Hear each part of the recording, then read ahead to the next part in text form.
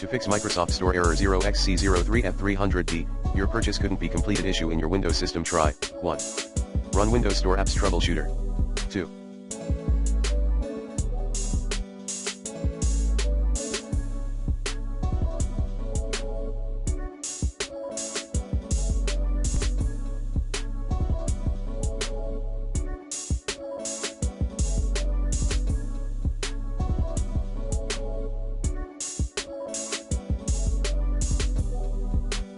Check the status of Windows Update Service and set the service to run automatically.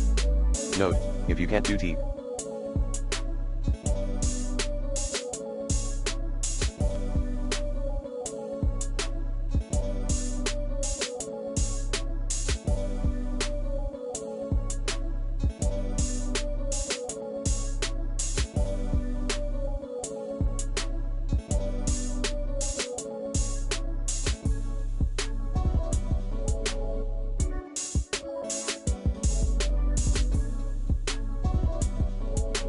run DISM or run Windows Cloud Reset option.